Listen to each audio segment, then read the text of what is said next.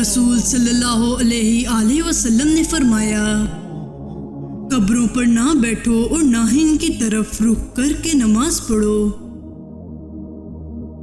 اگر یہ پنجتن نہ ہوتے تو خدا کبھی جنت، دوزخ، کرسی، آسمان، فرشتے، زمین اور جن و انس کو پیدا نہ کرتا۔ موت کی آرزو مت کرو، اگر تم نیک ہو تو شاید زیادہ نیکی کر سکو، اور اگر بدکار ہو تو توبہ کر کے اللہ کو راضی کر سکو۔ جو کوئی نجومی کے پاس گیا پھر اس سے کچھ پوچھے تو اس کی 40 شب کی نمازیں قبول نہ ہوں گی۔ ایک شخص نے آپ صلی اللہ علیہ وسلم کے سامنے ڈکار لی۔ آپ نے فرمایا، ہمارے سامنے ڈکار نہ لیا کرو، قیامت کے دن وہی لوگ بھوکے ہوں گے جو خوب سیر ہو کر کھاتے تھے۔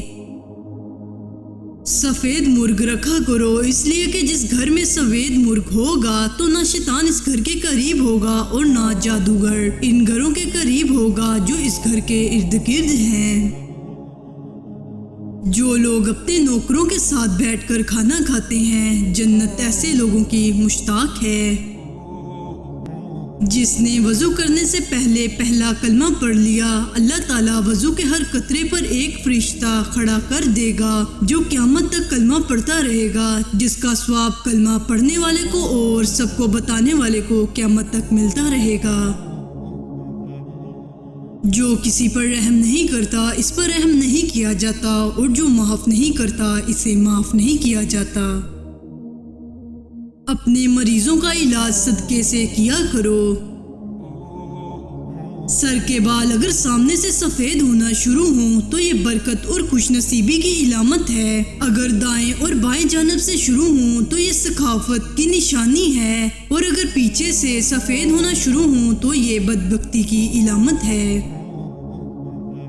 عشاء کے وقت اپنے بچوں کو اپنے پاس ہی رکھو، کیونکہ یہ جنوں کے پھیلنے اور بچوں کو اچک لینے کا وقت ہے۔ اللہ تعالیٰ کے نزدیک دعا سے زیادہ بلند مرتبہ کسی چیز کا نہیں۔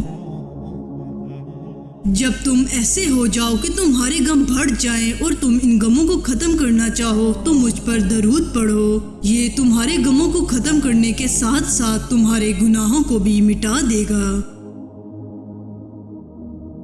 نیک شخص بری موت سے نہیں مرتا۔ غیبت کا کفارہ یہ ہے کہ جس کی تم نے غیبت کی ہے اس کے لیے تم مغفرت طلب کرو۔ کسی بیچاری یا بیوہ عورت یا کسی مسکین حاجت مند کے لیے دوڑ دھوپ کرنے والا بندہ اللہ کی راہ میں جہاد کرنے والے بندے کی مثل ہے۔ سب سے افضل صدقہ پانی پلانا ہے۔ اللہ تعالیٰ جس کے ساتھ بھلائی چاہتا ہے اسے دین کی سمجھ عطا کر دیتا ہے۔ بہترین دعا آدمی کا اپنے لیے دعا کرنا ہے۔ دو شخصوں کے درمیان صلح کرانا نفلی روزے، نفلی صدقے اور نفلی نماز سے زیادہ ثواب ہے۔ جس کو کسی شے سے محبت ہو وہ اس کا ذکر زیادہ کیا کرتا ہے۔ جو شخص بالغ ہونے سے پہلے قرآن پاک پڑھ لیتا ہے تو گویا اسے بچپن ہی میں حکمت عطا ہوتی ہے۔ جس نے پاک کمائی سے کھجور کے برابر صدقہ کیا تو اللہ تعالیٰ اس کو دائیں ہاتھ میں لے لیتا ہے، اور اللہ صرف پاک کمائی کو قبول کرتا ہے، پھر اس کو خیرات کرنے والے کے لیے پالتا رہتا ہے، جس طرح تم میں سے کوئی اپنے بچھڑے کو پالتا ہے یہاں تک کہ وہ خیرات پہاڑ کے برابر ہو جاتی ہے۔ جس کو مسلمان کا درد نہ ہو وہ میری امت میں سے نہیں۔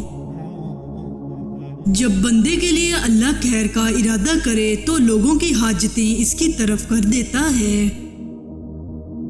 جس شخص نے کوئی غلطی کی یا کوئی گناہ کیا پھر اس پر شرمندہ ہوا تو یہ شرمندگی اس کے گناہ کا کفارہ ہے۔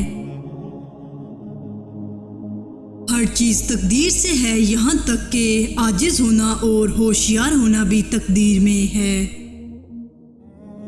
میری امت کے لوگ جنت میں نماز روزوں کی کثرت سے نہیں بلکہ دلوں کی سلامتی، ثقافت اور مسلمانوں پر رحم کرنے کی بدولت داخل ہوں گے۔ مومن تانا دینے والا، لعنت کرنے والا، نازیبا گفتگو کرنے والا اور فحش گوئی کرنے والا نہیں ہوتا۔ تم سچائی کو لازم پکڑو اور ہمیشہ سچ بولو، کیونکہ سچ بولنا نیکی کے راستے پر ڈال دیتا ہے اور نیکی جنت تک پہنچا دیتی ہے۔ شوہر کا اپنی بیوی بچوں کے ساتھ بیٹھنا اللہ کو اس اعتکاف سے زیادہ پسند ہے جو مسجد میں ادا کیا جائے۔ تمہارے پاس دو آدمی فیصلے کے لیے آئیں تو تم پہلے کے حق میں فیصلہ نہ کرو جب تک کہ دوسرے کی بات نہ سن لو۔ معاف کر دینے سے اللہ تعالیٰ عزت میں اضافہ فرماتا ہے۔ اللہ اس آدمی کو پسند نہیں کرتا جو میلا کچیلا اور پریشان حال ہو۔ جو شخص ظالم کے ساتھ اس کی مدد کے لیے چلتا ہے حالانکہ وہ جانتا ہے کہ وہ ظالم ہے تو یقیناً وہ اسلام سے نکل جاتا ہے۔ اذان اور بارش کی حالتوں میں دعا رد نہیں ہوتی۔ کھانا اکٹھے کھایا کرو کیونکہ برکت جماعت کے ساتھ ہے۔ خود کو عیش پرستی سے بچاؤ کیونکہ اللہ کے بندے عیش پرستی نہیں کرتے۔ نماز کی طرف اٹھنے والا ہر قدم بھی صدقہ ہے۔